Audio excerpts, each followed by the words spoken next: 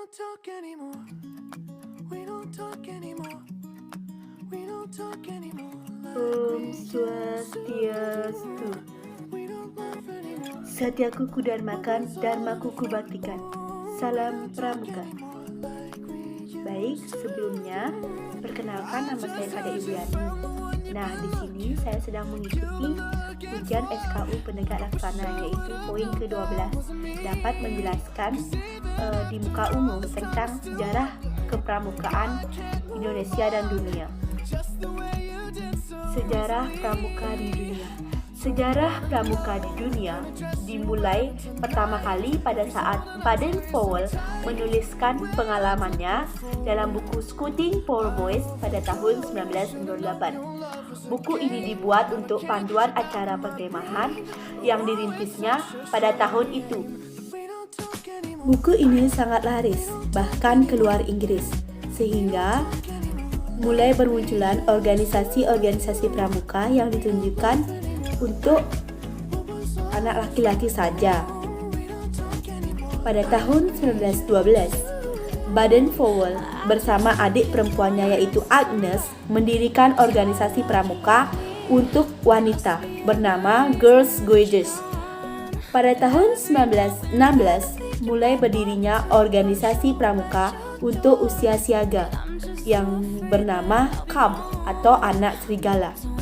Dan pada tahun 1918, kemudian berdiri organisasi Rover Scout yang ditunjukkan untuk kelompok remaja berusia 17 tahun.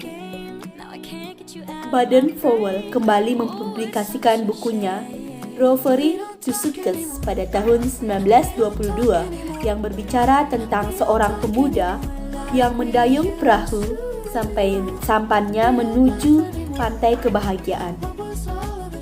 Tepatnya pada tanggal 30 Juli sampai dengan 8 Agustus 1920 di Olympics London, kegiatan jambor dunia pertama kali diadakan dan diikuti sebanyak 800 peserta dari 34 negara.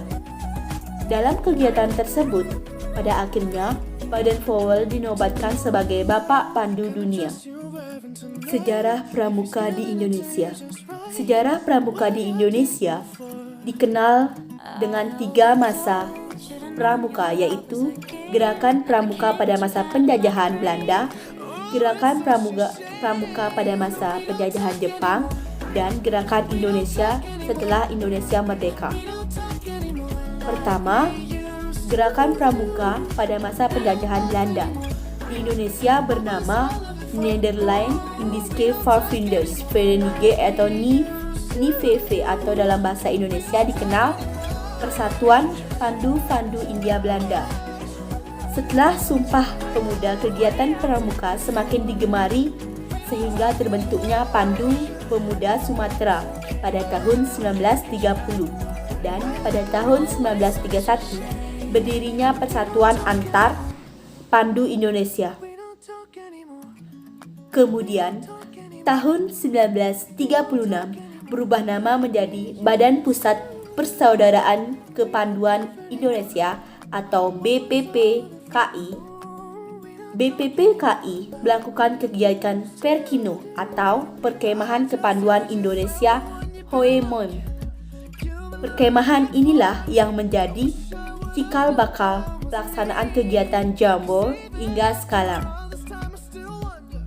Pada saat penjajahan Jepang, gerakan pramuka masih berjalan dan masih bisa bertahan.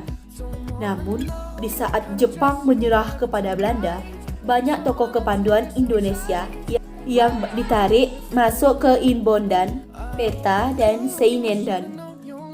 Jepang melarang berdirinya partai dan juga menganggap gerakan pramuka berbahaya karena dapat meningkatkan persatuan dan kesatuan rakyat.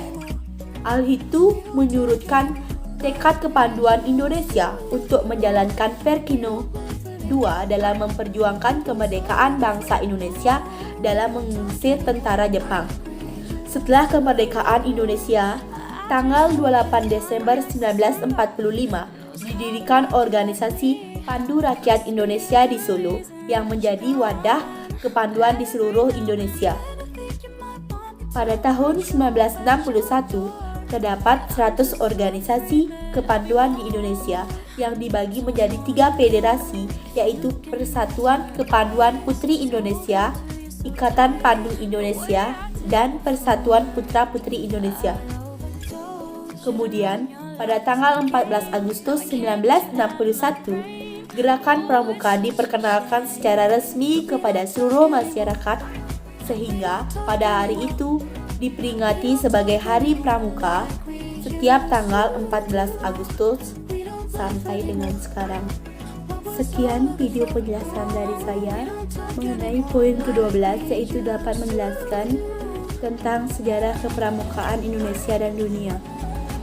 Saya akhiri dengan ngaturang Parama Santi. Om Santi Santi Santi Om. Satyaku kudarmakan, dharmaku kubaktikan. Salam Pramuka.